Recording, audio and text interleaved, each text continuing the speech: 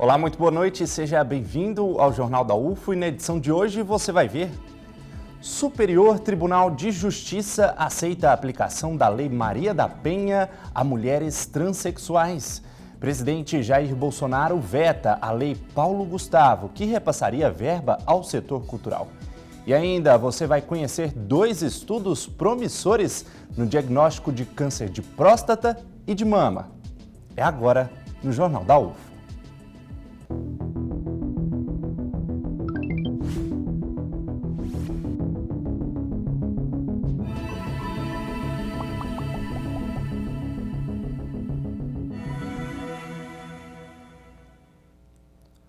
O Superior Tribunal de Justiça decidiu que uma mulher transexual agredida pelo pai tenha a proteção da Lei Maria da Penha. Essa foi a primeira vez que a questão foi julgada pelo tribunal e serve de precedente para que outras instâncias da Justiça sigam esse entendimento. Os ministros da 6ª turma do STJ analisaram um recurso do Ministério Público de São Paulo contra a decisão da Justiça Paulista, que negou medidas protetivas previstas na lei para uma mulher transgênero. Por unanimidade, a Corte entendeu que o artigo 5º da Lei Maria da Penha caracteriza a violência doméstica e familiar contra a mulher como qualquer ação ou omissão baseada no gênero, mas que isso não envolve aspectos biológicos. Para o relator do caso, ministro Rogério Schietti, a causa transcende os interesses individuais e há 13 anos o Brasil aparece como o país com maior número de assassinatos de pessoas trans. Então, o que se discute aqui, senhora presidente, meninos colegas, é exatamente a possibilidade de que uma lei que veio para proteger a mulher em relações domésticas, afetivas, familiares, possa também abrigar quem assim se define, quem assim se identifica. E o presidente Jair Bolsonaro vetou a Lei Paulo Gustavo, que repassaria 3 bilhões e 800 milhões de reais para ações emergenciais no setor da cultura em todo o país. Segundo o governo, a aprovação enfraqueceria as regras de controle, eficiência, gestão e transparência, o que poderia furar o teto de gastos. A chamada Lei Paulo Gustavo é uma homenagem ao ator que morreu de Covid-19 em maio do ano passado. A ideia do projeto é amenizar as consequências sociais e econômicas na área da cultura decorrentes das calamidades públicas e pandemia. O recurso viria do superávit financeiro do Fundo Nacional de Cultura. É a segunda lei aprovada no Congresso para ajudar o setor cultural, para compensar a enorme queda de receita com a suspensão de shows musicais, peças de teatro e filmes em consequência da pandemia. A eleição deste ano vai ganhar uma aliada contra as candidaturas laranjas. Uma plataforma de investigação deve ser usada para combater esse tipo de crime eleitoral. Para identificar as possíveis candidaturas laranjas, aquelas com campanhas de fachada para concorrer a uma vaga, o Ministério Público quer usar o laranjômetro. É uma ferramenta de inteligência artificial criada em 2020 pelo gabinete compartilhado de 2 deputados federais e 1 senador. O objetivo é identificar, antes das votações, indícios deste crime eleitoral. A plataforma cruza dados do Tribunal Superior Eleitoral e de indicadores socioeconômicos dos municípios brasileiros. O primeiro indício era que muitas mulheres tinham 0 votos, né? Então ela se inscrevia, em princípio, como candidata, mas nem ela própria votava nela. A maior parte das candidaturas laranjas são de mulheres, usadas para que o partido consiga preencher a cota de gênero de 30% e fique dentro das exigências previstas na lei eleitoral. Em 2016, 15% delas não tiveram votos computados ou conseguiram apenas 1. Mais de 21 mil pessoas nesta situação. Nas eleições de 2020, o laranjômetro apontou ao menos 5 mil possíveis candidaturas nessa situação. Mas esse número pode chegar a 27 mil. A recomendação não é que se tome isso como uma verdade, né, como uma indicação que essas são candidaturas laranjas. Aí tem que tomar o cuidado que são indícios, apenas indícios, e que só uma investigação mais a fundo mesmo é que vai ajudar a identificar de fato quem são as candidaturas laranjas. Enquanto na teoria ocorre uma abertura para as mulheres ampliarem seu espaço na política, na prática acontece um esquema para preservar a atual estrutura social partidária e sem aumento significativo da bancada feminina no parlamento. Há uma disputa pelo poder, né? E quem está no poder normalmente não quer abrir mão, né? Não quer sair. Com essa concentração, na verdade, dos recursos públicos na mão de poucas pessoas, faz com que a eleição se torne desigual. O Brasil tem hoje cerca de 250 milhões de celulares. Com o avanço da tecnologia, eles se tornam cada vez mais importantes e valiosos.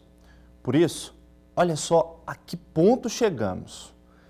Para tentar evitar o roubo dos aparelhos, muita gente tem optado por ter 2 telefones móveis. Um para uso e outro para dar em caso de assalto. Foi durante o expediente do trabalho como entregador que Felipe teve o celular roubado no fim do ano passado. Depois disso, ele passou a usar 2 aparelhos. O celular, hoje em dia, eu uso ele para tudo, né? Aí tendo um celular mais antiguinho, assim, disfarça, né? A gente tenta, né, enganar eles um pouquinho. Deixa o outro guardado, né, para uma precisão. O principal objetivo é prevenir prejuízos, como o de R$ 1.500 que teve com o roubo do último smartphone. Mas o celular mais simples tem menos dados armazenados, o que previne também ser vítima do grande foco dos assaltantes, o chamado sequestro de informações. Contatos, e-mail, redes sociais, transações financeiras, documentos. O celular tem a capacidade de reunir tudo isso, o que facilita a nossa vida, mas também a dos criminosos. A prioridade deles é roubar aparelhos com a tela desbloqueada, pois aí fica mais rápido de recuperar senhas. E a preferida, é claro, é a do aplicativo do banco. Para se prevenir das consequências de um eventual furto de celular, mantenha o sistema operacional atualizado para que falhas do próprio fabricante sejam corrigidas e escolha senhas fortes.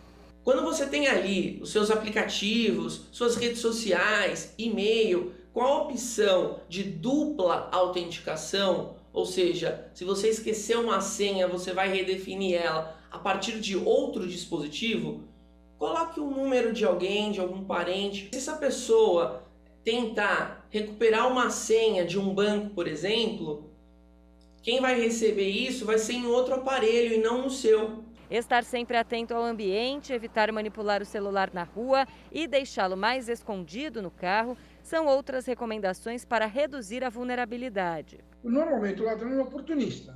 Ele observa o ambiente de um lado e do outro, ele vê a oportunidade e fala, é essa que vai ser a vítima, seja homem, mulher, criança, não importa.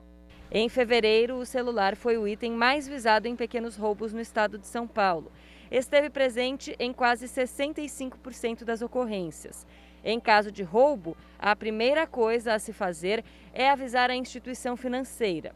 Depois, peça para a operadora de telefonia o bloqueio do e-mail, o número de identificação do aparelho que vai inutilizar o equipamento. Com a ajuda de um computador, registre um boletim de ocorrência online, desconecte as redes sociais do aparelho e troque todas as senhas. Os órgãos de defesa do consumidor entendem que, em caso de transferências fraudulentas através de aplicativos de celular, os bancos são corresponsáveis e devem ressarcir o correntista. Mas a questão é polêmica e pode terminar na justiça. Mesmo depois de 5 aparelhos roubados em um período de 3 anos, sendo em que em uma das situações o criminoso levou o celular em uso e o antigo, Tiago segue carregando 2 smartphones na tentativa de minimizar prejuízos. Mas ele não deixa de tomar outros cuidados. O celular com senha é indispensável. Sempre ter alguma segurança a mais aqui e ali em algum aplicativo de banco. E também não ficar andando com muito dinheiro em conta, para caso aconteça de me pedir um Pix, alguma coisa assim, eu não tenho muita coisa para dar. E olha só, já está no ar o 5º episódio da nova temporada do podcast Ciência ao Pé do Ouvido. Olá pessoal, vocês já pensaram em unir ciência e empreendedorismo?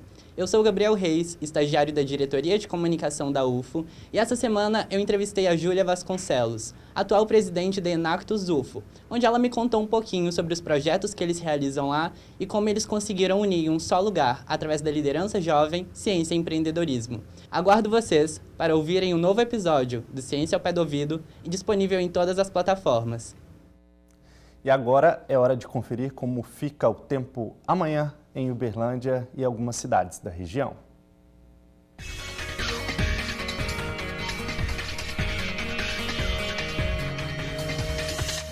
A quinta-feira em Uberlândia será de sol com poucas nuvens. Pancadas de chuva à tarde e noite com céu limpo. Temperatura mínima de 21 graus e máxima de 32. Ituiutaba terá um dia de sol a nublado, com chuvas rápidas à tarde e tempo firme à noite. Temperatura mínima de 24 e máxima de 35 graus. Patos de Minas terá um dia de sol com algumas nuvens. Chuvas previstas para a tarde. Mínima prevista de 18 graus e máxima de 38. Monte Carmelo terá um dia com sol e pancadas de chuva à tarde. Não chove à noite. Temperatura mínima de 19 e máxima de 31 graus. Prata terá uma quinta-feira de sol com algumas nuvens. Chove à tarde, céu limpo à noite. Temperatura fica entre 24 e 35 graus. E vamos aos números atualizados da Covid-19 aqui em Uberlândia. Na tela, o último boletim epidemiológico divulgado pela Prefeitura. Nele, a gente consegue ver que 20 pessoas testaram positivo para a doença nas últimas 24 horas. Hoje foi confirmado o primeiro óbito deste mês e, ao todo, são 3.342 vidas perdidas desde o início da pandemia. 23 pessoas estão internadas neste momento e a ocupação dos leitos de UTI destinados à Covid na rede municipal é de 10%. E olha só, um estudo promissor realizado por pesquisadores da Universidade Federal de Uberlândia pode substituir ou complementar os exames para identificar o câncer de próstata, o mais comum entre os homens. A proposta é identificar a doença por meio da urina. Todos os anos, mais de 15 mil homens morrem em decorrência do câncer de próstata no Brasil. Doença que aparece com mais frequência em homens com mais de 50 anos. O câncer de próstata é o mais comum entre os homens e representa quase 30% dos diagnósticos da doença no país.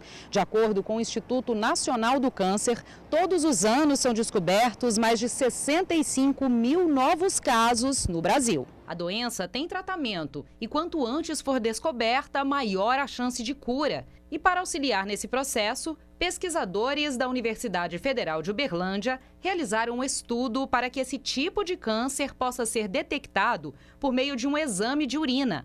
A pesquisa é da mestranda da UFO, Anísia Durans. O exame identifica fragmentos de compostos químicos comuns em pessoas que têm a doença. Nós conseguimos determinar quais as espécies químicas diferenciam um indivíduo com câncer de próstata de um indivíduo sadio.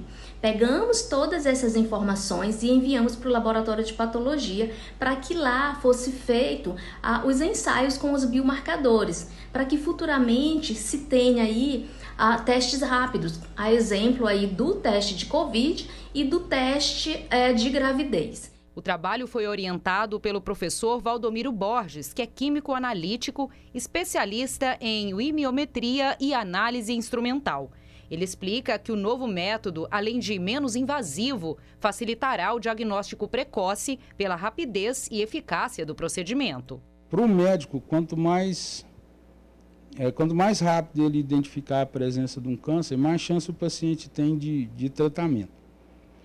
Agora, a grande vantagem nesse tipo de tecnologia, de conhecimento, é que permite que você tenha um resultado por uma técnica que não é evasiva. Então, evita, por exemplo, ou pode complementar a informação dos exames hoje utilizados, né, que, no caso, igual o exame de toque, a gente tem, além do desconforto, não é conclusivo. O exame da biópsia, como é cirúrgico, a pessoa pode ter sangramento, alguma hemorragia, alguma contaminação, e também não é um teste conclusivo.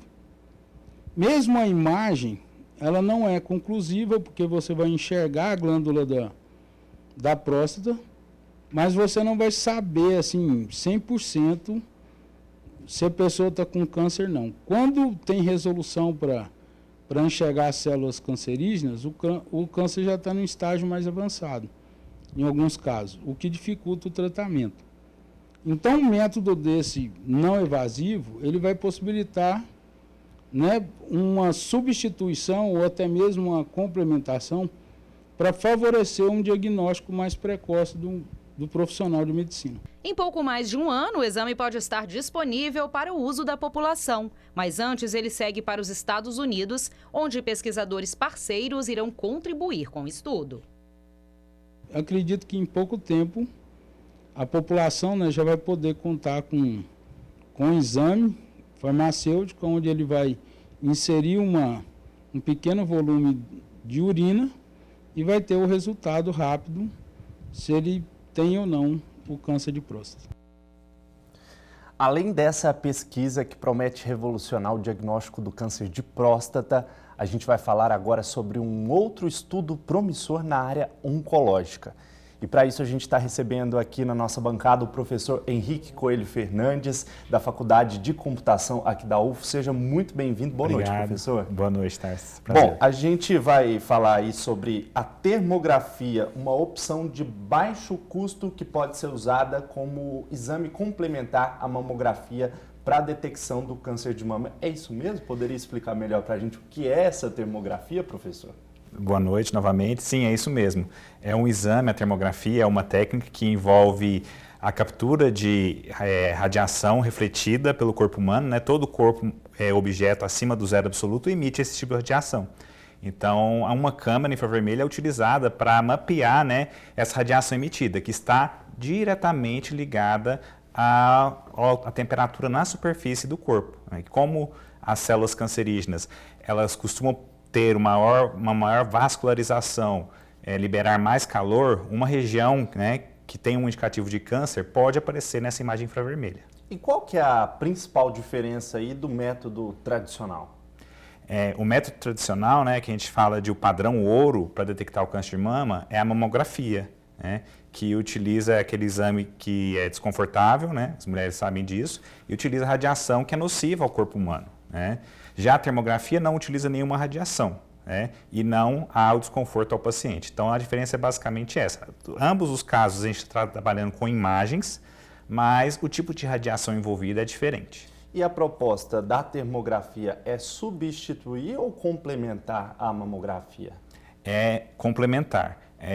Os organismos de saúde mundiais não aceitam a termografia ainda como uma técnica definitiva para detectar o câncer. Então, ela é utilizada como um complemento, né? Por ser uma técnica mais barata e indolor, e a gente também podemos detectar essas mudanças de temperatura mais cedo, é uma técnica que é usada para ajudar, né, o clínico a fazer e indicar para uma paciente se ela precisa fazer uma mamografia ou até mesmo um exame mais avançado, como um ultrassom ou uma tomografia da mama. Agora eu gostaria de dar alguns passos atrás para a gente identificar, para a gente entender como é que surgiu essa ideia, né? Como é que foi o desenvolvimento desse estudo? Poderia contar um pouquinho para a gente? Eu vou ser não vou me delongar muito não, mas eu vou voltar lá no meu mestrado que eu fiz aqui na UF. Eu comecei a trabalhar com processamento de imagens.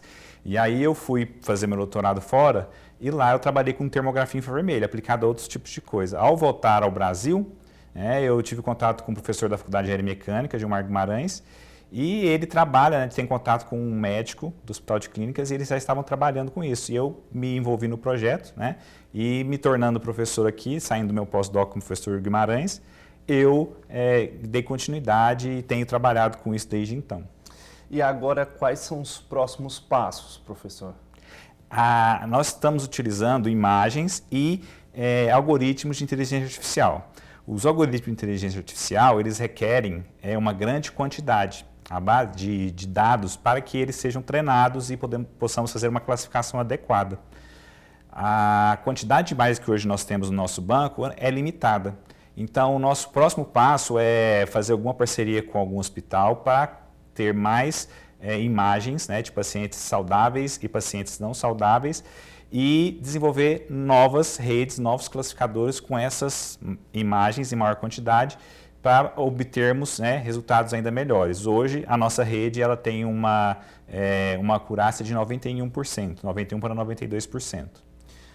Agora há pouco você disse sobre a questão de ser um método menos invasivo, né? Existe algum tipo de risco, algum efeito colateral a paciente que passa pela termografia ou não? Não, nenhum. Como eu mencionei, né, todo o corpo emite a radiação infravermelha. Então, eu e você aqui agora estamos emitindo radiação infravermelha. E a gente só utiliza a câmera especial, né, que tem um sensor infravermelho para capturar essa radiação. Então, não há risco algum para a paciente e o melhor de tudo é o desconforto, que é fazer mamografia, é um procedimento doloroso, né? E no caso da termografia, isso não ocorre. Agora, o futuro nos reserva aí diagnósticos menos invasivos com a intervenção da inteligência artificial. E a inteligência artificial eu vejo que foi muito importante no desenvolvimento do estudo de vocês, não é mesmo? Sim, sim.